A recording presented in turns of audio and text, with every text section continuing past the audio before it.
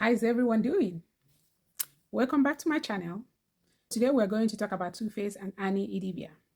News have it that Tuface recently remarried.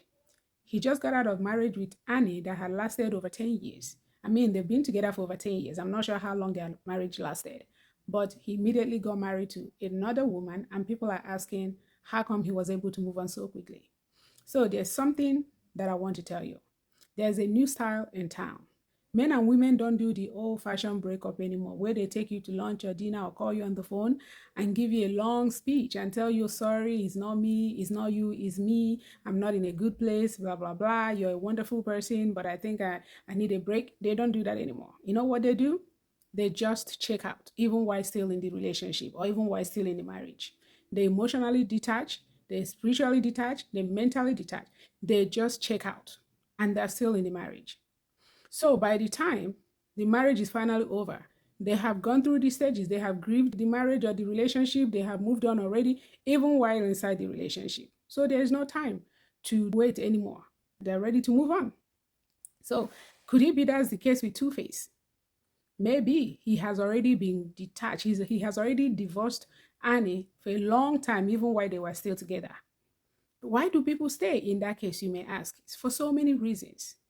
It could be because they feel guilt, or because they fear public backlash, or because they feel obligated, maybe because of what the woman have done. The woman have been there for them. You know, there's this case of savior mentality. When a woman picks up a man that is broken and put them together, look at the case of IVD and Blessing right now.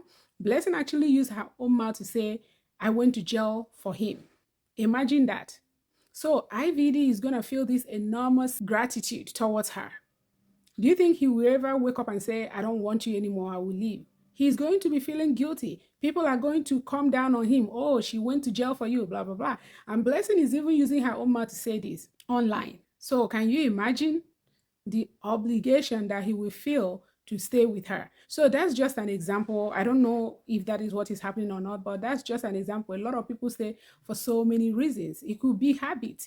You're used to this woman, you're used to the way she cooks, you're used to the way she talks, you're used to the way she lets you do whatever you want to do. You don't want somebody that will come and start holding you accountable. So it could be for so many reasons that they stay. But that's not love. That is not love. Loyalty is not love. Okay, so that's one. So now what am I going to say to Annie? Just like many women, she held on. She kept hoping. She kept praying, probably. She kept shouting. And a few times she has gone out of character, where she was caught on camera while she was breaking windows of a car and things like that. That acting out of character, that may not really be her. That's why I didn't judge her so harshly for doing that, even though, yes, you should be emotionally mature to control yourself. But sometimes we don't look at what the cause is. We look at the reaction. There was something that caused her to lose it. There's something called temporary insanity. There's a way somebody will push you, you lose it. So who knows what pushed her to that state? Is something. She didn't just wake up and start breaking cars. So you have to know that when you're in a relationship that is toxic like that, or that you're not being served emotionally, especially, it's bound to happen. One day you're going to lose it. When you keep staying in a situation where you know it's not healthy for you, you keep staying. You're not choosing yourself, you're choosing the relationship. You're not choosing yourself, you're choosing your partner. So, like many women do, she held on till she literally had to be pushed out. Don't wait for somebody to push you out. You set yourself free. Because sometimes this partner will check out, but they don't want to leave for whatever reason. Some of them just do whatever they want, talk to you anyhow, with hopes that you will leave, because they don't want to be the one to actually break up.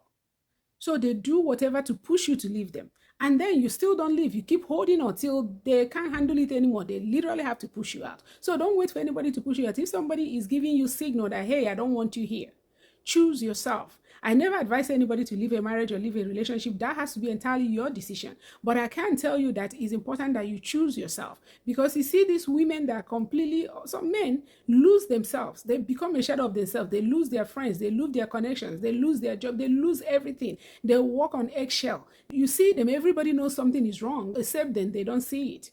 It's from staying in a relationship that doesn't serve you, where you're the one fighting for the relationship alone. You're the one making all the plans. You're the one initiating everything You initiate the talk, you initiate the food, you initiate the travel, you initiate, and the man just shows up whenever they feel like it. And sometimes they don't feel like it. But you keep initiating, hoping that they will change one day. You cannot love somebody into choosing you. You cannot love somebody into becoming who they're not. You cannot love somebody into loving you. It has to come from them.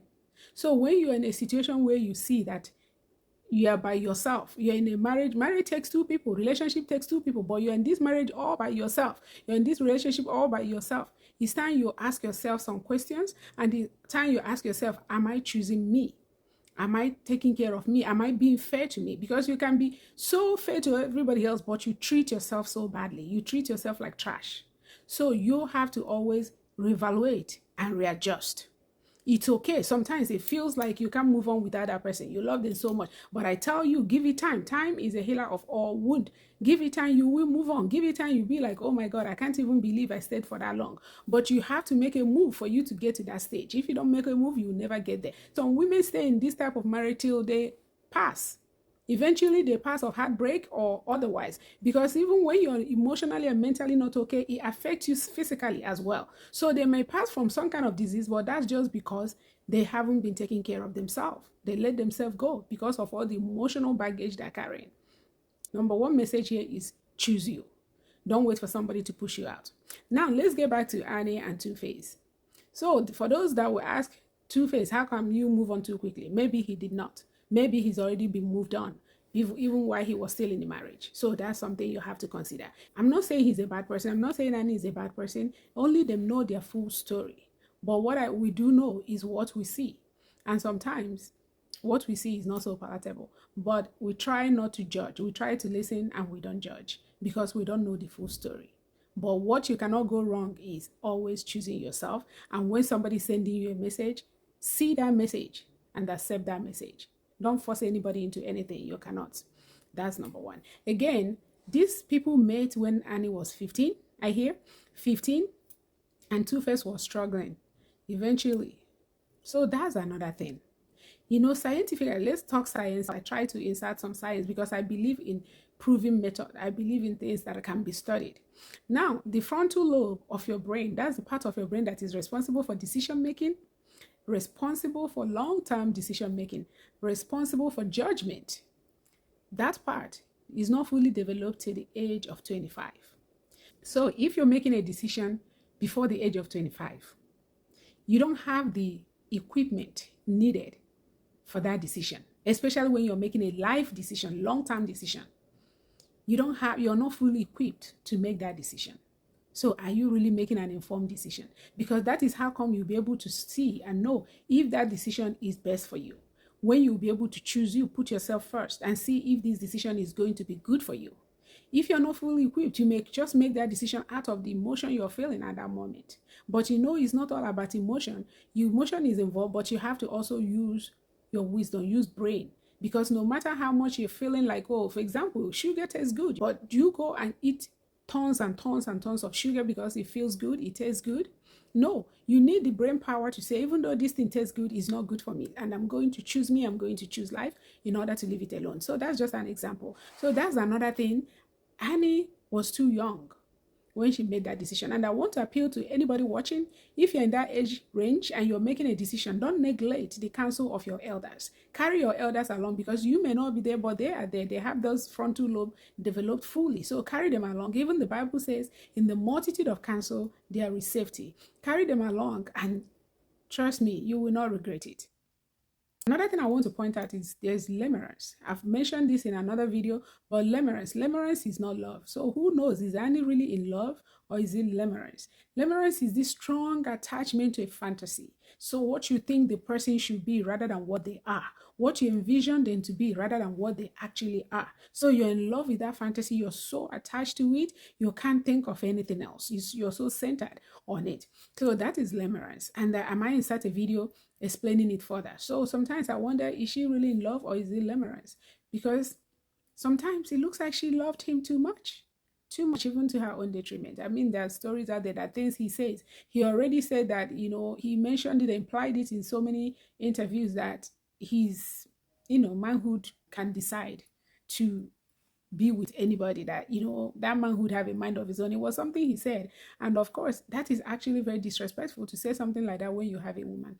But that's the thing about him. I think that's just who he is. He may not even see it as disrespectful. That is who he is. He never hid himself. He sang it in songs. He told us, he said it. So it's up to you, the woman, to protect yourself, to say, hey, I can take this or I cannot take this. And if every woman on earth says, no, Two-Face, we're not going to take this, you cannot have a baby outside, you cannot do this. If every woman says it, Two-Face will be forced to change, because who is he going to be with? So that is the thing. You have to make a decision for yourself. You have to figure out what you're feeling. Is it really love? And there are sometimes you may have to, again, pray. I believe in prayer because the Holy Spirit is here to help us, and he has said if we ask him that he will help. And let's not take that for granted. We've been given tools to help our lives. Let's utilize it. So Two-Face and Annie's story is heartbreaking. I, for one, like Annie, I feel for her. She loved very hard, but maybe it wasn't fully reciprocated to the end. And I hope she can pick herself back up. I hope she can see the light at the end of the tunnel, because this breakup may actually be the best thing that have happened to her. And she may not know it now, but she will later. There is a saying that if God closes the door, don't break the window trying to get back in. It may be the best thing that have happened to her. So she needs to just choose her. She needs to surround herself with people, surround herself with things to occupy her mind. And eventually what they say that time heals all wound, that is not a lie. And as for Two-Face, there's a lot of rumors already going around. There is, even at the beginning of their marriage or their relationship, Two-Face mother came out, a woman that we have not even seen, came out to say that they should ask Natasha what I think is a jewelry that she put on Two-Face, implying that she's using charm on him. And then eventually we saw them taking pictures together. Who knows? And then the brother came out. I think the brother said something again, I don't remember, about Natasha. So it's already too much kata kata. And they just started the relationship and they just got married. I mean, if something is starting and there's so much controversy surrounding it, it should be wise to pause. Pause. We're not saying don't do it, but pause, reevaluate, make sure that you're doing the right thing and that everybody is on the same page. Because the way I'm looking at it is too many stories already. So I don't know where it's going. And a lot of people are saying that Two-Face doesn't look good. That is a case of from fire to fry pan or fry pan to fire or whatever. That he's not looking good. He's not looking like himself. I, for one, I haven't seen that. Maybe I need to go look at his recent pictures some more. But what I'm saying is that if a lot of people are saying the same thing, usually there's an element of truth. One person, two persons, you say, okay, maybe for whatever reason. But when a lot of people, including his family, the fans, everybody is saying something, it would have been wise for him to pause. But instead, he got married. So what are we going to do? We still wish him well. That's all we can do. We don't tell adults what to do. Adults should be able to make their own decisions. So we wish them well. We hope we're wrong. We hope people are wrong. I, for one, am not following them that closely to be noticing these things, but people are talking, tongues are wagging. So I hope people are wrong, that he will find happiness too.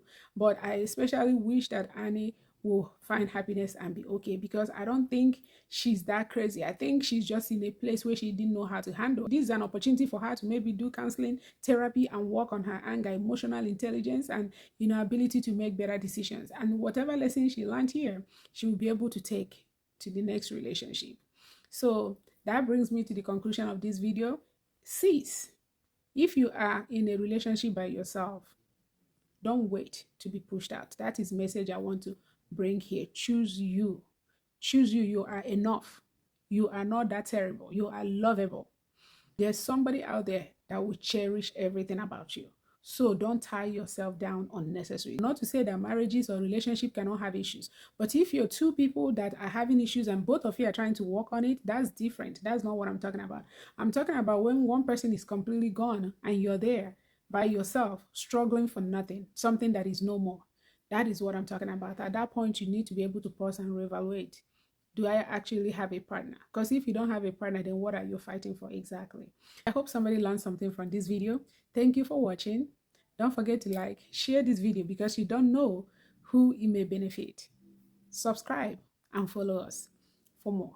Until next time, thank you for watching.